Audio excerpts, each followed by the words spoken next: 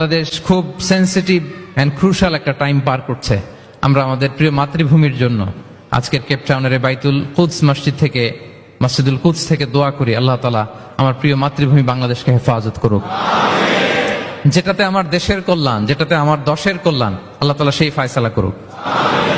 বাংলাদেশে চাকরির বাজার মন্দা, ব্যবসা করতে গেলে অনেক ঝক্কি ঝামেলা, নিরাপত্তা, এটা সেটা অনেক কিছু বিবেচনা করে আমাদেরকে থাকতে হয়। তার বিপরীতে এখানে আল্লাহ তাআলা আপনাদেরকে প্রতিষ্ঠিত করেছেন।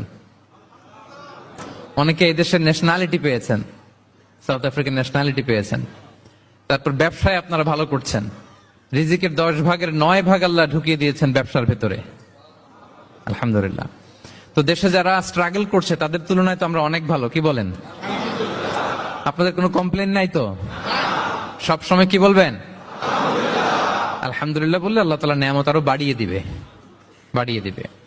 আমি প্রাণ ভরে আপনাদের জন্য দোয়া করি, আল্লাহ তাআলা আপনাদের রিজিকে বারাকা দান করুক, আল্লাহ তাআলা আপনাদের স্বাস্থ্যে বারাকা দান করুক, আপনাদের কর্ম প্রচেষ্টা, আপনাদের অ্যাক্টিভিটি, আপনাদের এঙ্গেজমেন্ট আল্লাহ তাআলা বারাকা দান করুক।